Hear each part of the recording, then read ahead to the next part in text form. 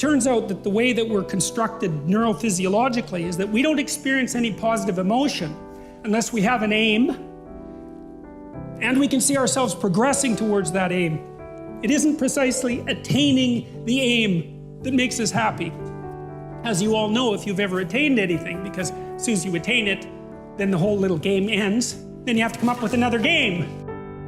So what happens is that human beings are weird creatures because we're much more activated by having an aim and moving towards it than we are by attainment. And what that means is you have to have an aim, and that means you have to have an interpretation. And it also means that the nobler the aim, that's one way of thinking about it, the better your life. And that's a really interesting thing to know because, you know, you've heard ever since you were tiny that you should act like a good person and you shouldn't lie, for example. And you might think, well, why the hell should I act like a good person and why not lie? I mean, even a 3-year-old can ask that question because smart kids learn to lie earlier, by the way.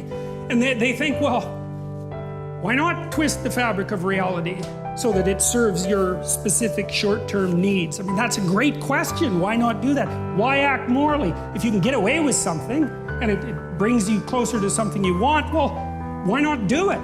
These are good questions. It's not self-evident. Well, it seems to me tied in with what I just mentioned. It's like you destabilize yourself and things become chaotic. That's not good. And if you don't have a noble aim, then you have nothing but shallow, trivial pleasures, and they don't sustain you. And that's not good because life is so difficult, it's so much suffering, it's so complex. It ends and everyone dies and it's painful. It's like without a noble aim, how can you withstand any of that? You can't. You become desperate, and once you become desperate, things go from bad to worse very rapidly when you become desperate. And so there's the idea of the noble aim. And it's not something, it's something that's necessary. It's the bread that people cannot live without, right? That's not physical bread. It's the noble aim. And what is that? It's to pay attention. It's to speak properly. It's to confront chaos. It's to make a better world. It's something like that.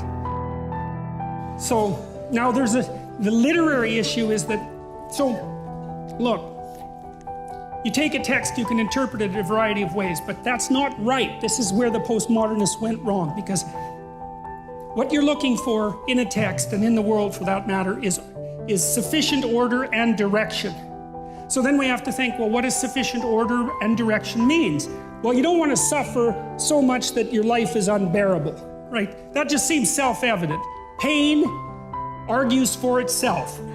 I think of pain as the fundamental reality because no one disputes it, right? I mean, even if you say that you don't believe in pain, it doesn't help when you're in pain. You still believe in it, right? You can't pry it up with logic and rationality. It just stands forth as what the fundament of existence, and that's actually quite useful to know. Say, well, you don't want any more of that than is absolutely necessary. And I think that's self-evident. And then you say, well, wait a minute, it's more complicated than that. You don't want any more of that that's necessary today, but also not tomorrow and not next week and not next month and not next year.